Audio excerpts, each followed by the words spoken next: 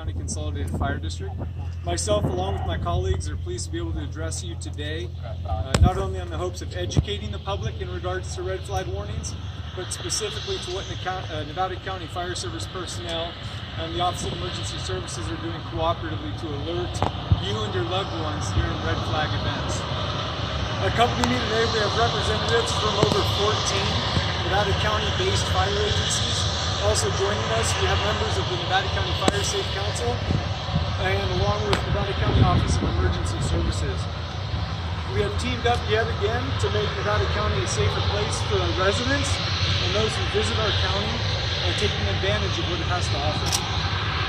We are dealing with the ever-changing information stream, identifying all the sources used to communicate to our the messages, whether they're elevated hazards to our communities or special situation alerts.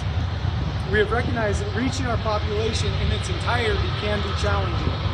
In attempts to address the challenge that we face, we have come up with a red flag warning flag that will be displayed out in front of over 42 fire stations countywide and other official offices. These flags, as seen on display today, are visible, clear, and to the point, allowing quick, easily identifiable messages alerting the public during declared red flag events.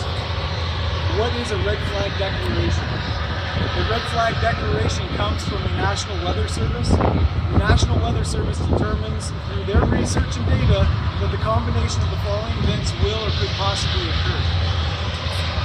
Strong winds in excess of 25 miles an hour, high temperatures, low humidities, typically below 20%, dry fuels, and the possibility of lightning strikes.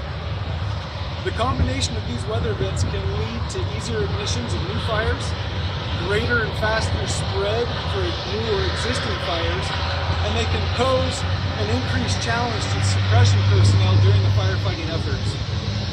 With these flags, we can capture commuters, visitors, and general population very effectively and make it known that their actions relating to fire safety needs, and they need to be in a heightened state.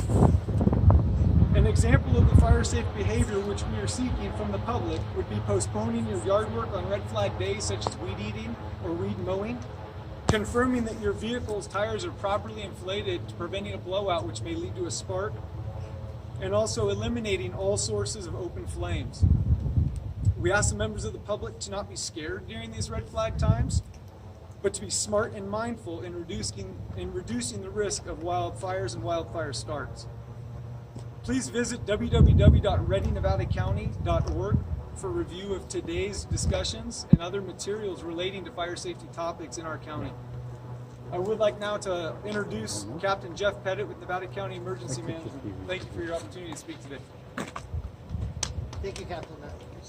First and foremost, I'd like to thank Nevada County Consolidated for spearheading this project, and for the other county and state fire districts for their commitment to raising awareness regarding red flag warning days. So what are red flag warning days? What is the opportunity that gives us? One, it increases community preparedness.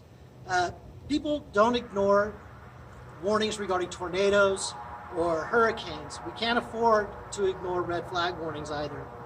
The community needs to understand what the red flag warnings mean, remain vigilant, and not to lose concern.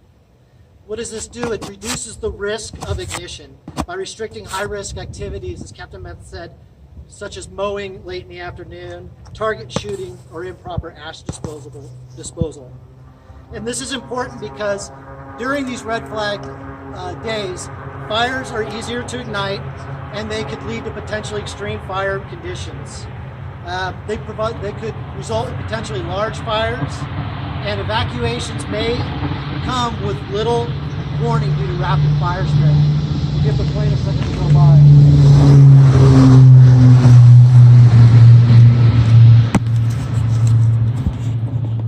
And no, we didn't time that. Although it looks like we did. So what can homeowners do? You know, red flag day should be thought of any other extreme weather event. You know, when we get these reports of low snow in the foothills, everybody prepares for those events. We would like for people to prepare for red flag days just like they would any other extreme weather event. And by getting ready, what are the things they're doing? They're getting their go bag ready. They're making sure that they know where their go bag is, where it is. They're making sure their vehicles have a full tank of gas in case they do have to evacuate. Some of the things we recommend is when you come home at night on a red flag day, maybe not park your car in the garage that day. Maybe back it in your driveway towards the exit.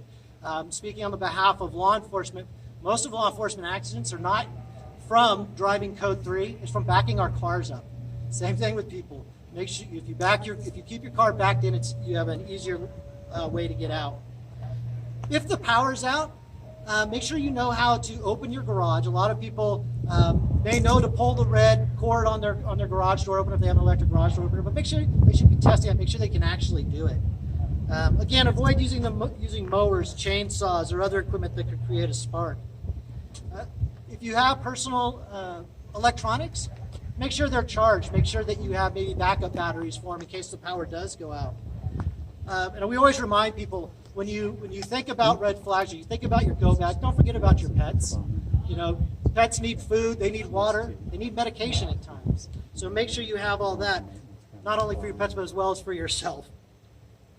Make sure your first aid kits are fully stocked, and you know where your important documents that if you had to evacuate, you know where they are, so that you would grab them in a moment's notice.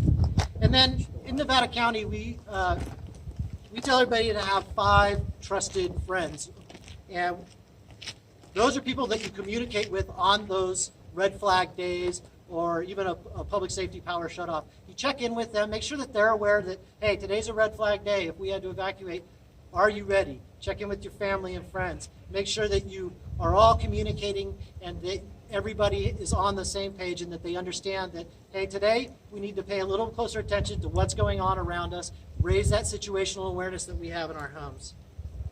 And the last thing I want to mention is the public safety power shutoffs.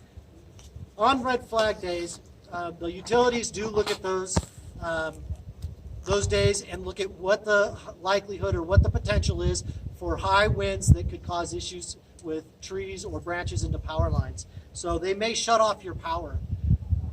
That power could be shut off from anywhere from 3 to 5 days. So you need to think about that and not only prepare for the evacuation, but is everybody ready if they're at home and they don't have power for 3 to 5 days? Do you have enough food? Do you have a cooler? Maybe if you know that if they're announcing a public safety power shutoff, get some ice and do that kind of stuff. Just being prepared, raising that situational awareness for our community. And again, if you want any further information about what we've gone over today, www.readynevadacounty.org. You can go there, and we have a bunch of resources, as well as our Ready Nevada County mailer, which we sent out, which describes how to get ready, things to have in your go bag, evacuation routes you can set up, and who your 5 are. So with that, I want to thank everybody for coming out. And again, thank you to all the cooperators we have here today. And for the community, watch out for the red flags. Thank you.